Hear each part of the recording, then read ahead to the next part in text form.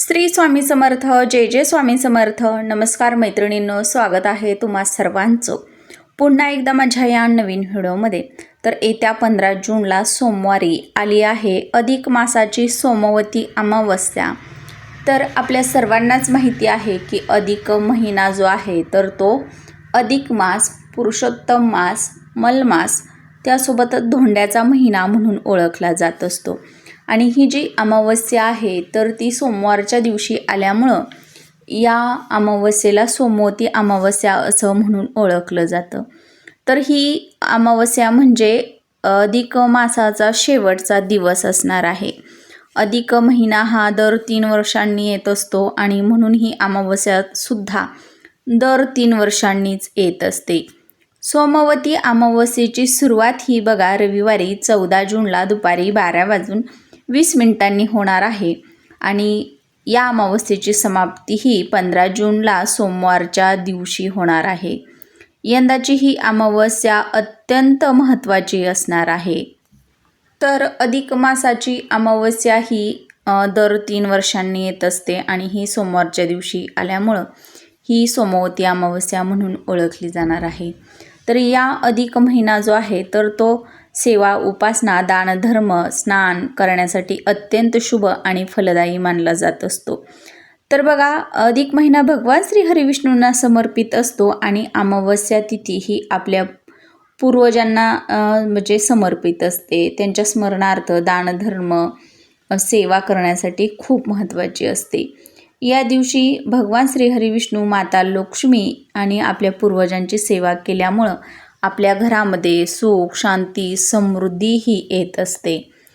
तर ही जी अमावस्या आहे तर ती उगवत्या तिथीनुसार सोमवारच्या दिवशी असणार आहे आणि या अमावस्येच्या दिवशी काही उपाय आणि महत्त्वाच्या सेवासुद्धा केल्या जात असतात. आणि आजच्या व्हिडिओमध्ये आपण अतिशय प्रभावी उपाय या व्हिडिओमध्ये पाहणार आहोत. या पुरुषोत्तम सोमवती अमावस्येच्या दिवशी आपल्याला संध्याकाळी आपल्या घरामध्ये असा एक चौमुखी दिवा प्रज्वलित करायचा आहे.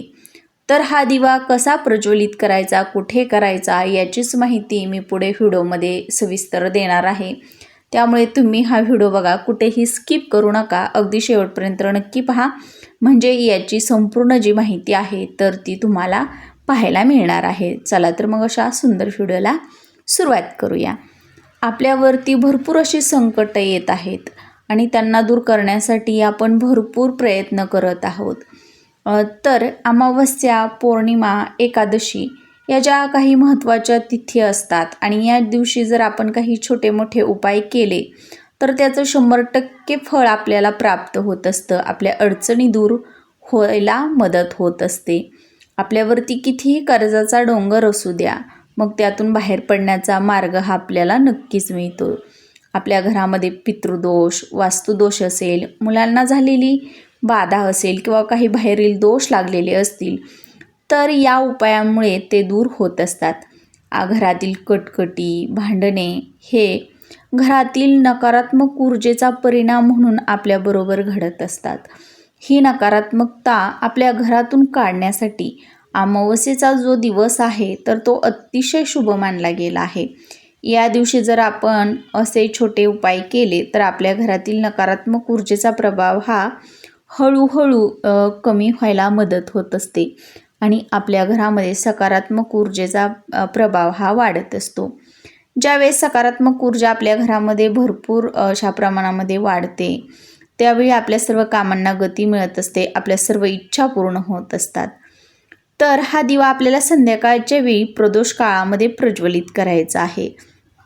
घरात चौमुखी दिवा प्रज्वलित केला तर आपल्या घरामध्ये बघा लक्ष्मी प्राप्तीसाठी आपण हा उपाय जर आहे तर तो सुद्धा करू शकतो. आपल्या घरातील बाधा, पितृदोष, वास्तुदोष दूर करण्यासाठी सुद्धा हा उपाय आपण करू शकतो.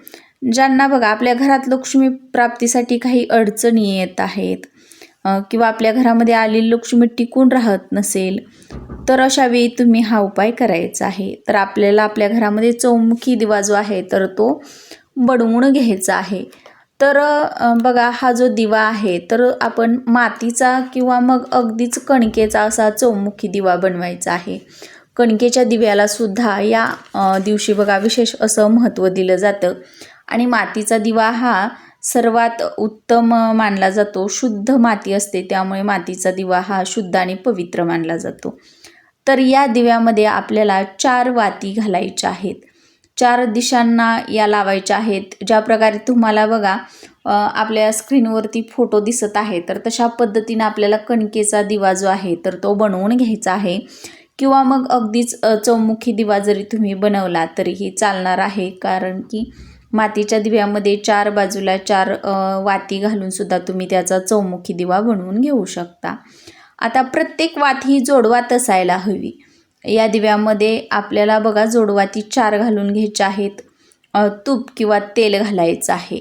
आता आपल्याला यासाठी चिमूटभर हळद, 1 लवंग आणि 1 हिरवी वेलची, त्यासोबतच 1 पिवळ्या रंगाची कवडी जी आहे तर ती आपल्याला या दिव्यामध्ये टाकून घ्यायच्या आहेत. या 3 वस्तू ज्या आहेत तर त्या आपण या दिव्यामध्ये टाकायच्या आहेत. कारण की तुम्ही जर लक्ष्मी प्राप्तीसाठी हा उपाय करत असाल तर या सर्व वस्तू ज्या आहेत तर त्या लक्ष्मीला आपल्या घराकडे आकर्षित करण्याचं काम करत असतात. त्याचबरोबर 1 रुपयाचं नाणंसुद्धा आपल्याला या दिव्यामध्ये घालून घ्यायचं आहे. आता आपल्याला हा जो दिवा आहे तर तो आपल्या घरामध्ये ईशान्य कोपऱ्याला प्रज्वलित करायचा आहे. तर हा दिवा प्रज्वलित करण्याअगोदर तुम्हाला तुमच्या देवघरामध्ये दिवा, धूप, अगरबत्ती संध्याकाळच्या वेळी लावून घ्यायची आहे आणि नंतरच हा जो दिवा आहे तर तो प्रज्वलित करायचा आहे. त्यानंतरनं एक छोटी प्लेट घ्यायची आहे. त्या प्लेटमध्ये आपल्याला मूठभर तांदूळ टाकायचे आहेत आणि त्यावरती आपल्याला हा जो दिवा आहे तर तो प्रज्वलित करायचा आहे आपल्या घरामध्ये ईशान्य कोपऱ्याला एका पाटावरती किंवा चौरंगावरती. आणि माता लक्ष्मीला आपल्या घरामध्ये आगमनाची प्रार्थना करायची आहे.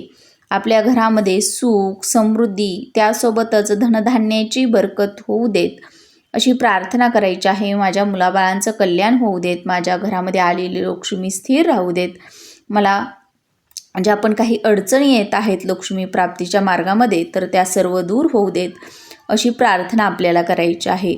तर उत्तर आणि पूर्व या भागांमधला जो भाग असतो किंवा जी दिशा असते किंवा कोपरा असतो तर तो ईशान्य कोपरा मानला जातो. आणि आपण बघा उत्तर दिशा आणि पूर्व दिशा यांच्यामधील दिशा म्हणजे ईशान्य दिशा, आणि या दिशेला आपल्याला हा दिवा तुम्हाला प्रज्वलित करायचा आहे.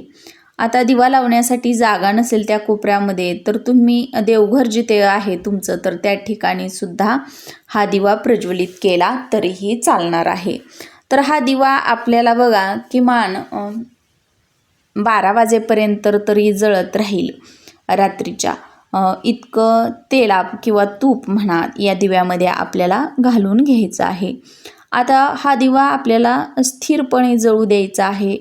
नंतरनं दुसऱ्या दिवशी काय करायचं आहे, त्यातील पिवळी कवडी ही आपल्याला काढून घ्यायची आहे. 1 रुपयाचं नाणं पण काढून घ्यायचं आहे, स्वच्छ धुवून घ्यायचं आहे. आणि हा जो दिवा आहे, मातीचा दिवा असेल किंवा कणकेचा दिवा असेल तर तो आपल्याला विसर्जित करायचा आहे. वाहत्या पाण्यामध्ये विसर्जित करा. आणि या ज्या वस्तू असणार आहेत, पिवळ्या रंगाची कवडी आणि 1 रुपयाचं जे नाणं आहे तर ते एका स्वच्छ पिवळ्या रंगाच्या कापडामध्ये बांधून किंवा लाल रंगाच्या कापडामध्ये बांधून आपल्याला आपल्या पैशांच्या तिजोरीमध्ये ठेवायचं आहे. आता बघा हा जो दिवा आहे तर तो परत कोणताही उपाय किंवा सेवा करण्यासाठी किंवा देवघरामध्ये लावण्यासाठी आपल्याला अजिबात वापरायचा नाही.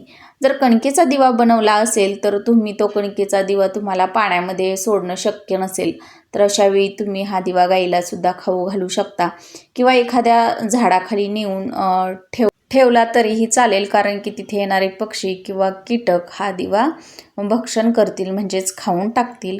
तर अशा पद्धतीनं हा एक उपाय आपल्याला आवर्जून या सोमवती अमावस्येच्या दिवशी करायचा आहे, कारण की ही पुरुषोत्तमी अमावस्या असणार आहे, त्यासोबतच अधिक महिन्यातील अमावस्या असणार आहे. आणि या अमावस्येनं या अधिक मासाची पवित्र आणि पावन अशा अधिक मासाची समाप्ती होणार आहे. त्यामुळे हा उपाय आता परत आपल्याला 3 वर्षांनीच करण्याची संधी प्राप्त होणार आहे. त्यामुळे तुम्ही ही संधी वाया घालवू नका. या संधीचा नक्कीच लाभ घ्या. यामुळे तुमच्या घरातील सर्व अडीअडचणी ज्या आहेत तर त्या नक्कीच दूर होतील. घरातील इडापिडा, बाहेरची बाधा असेल, 7.5 असेल तर त्या 7.5चा किंवा बाहेरच्या बाधेचा परिणाम जो आहे तर तो हळूहळू कमी व्हायला मदत होते अशी मान्यता आहे। त्यामुळे तुम्ही असा एक चौमुखी दिवा तुमच्या घरामध्ये नक्की प्रज्वलित करा, याचा तुम्हाला नक्कीच अनुभव येईल। तुमच्या घराची रात्रंदिवस प्रगती होईल, घरात आलेली लक्ष्मी टिकून राहायला मदत होईल। माहिती आवडल्यास व्हिडिओला लाईक करा, शेअर करा आणि चॅनलवर नवीन आला असाल तर प्लीज चॅनलला सबस्क्राईब करा आणि असेच नवनवीन माहितीपूर्ण व्हिडिओ पाहत राहा।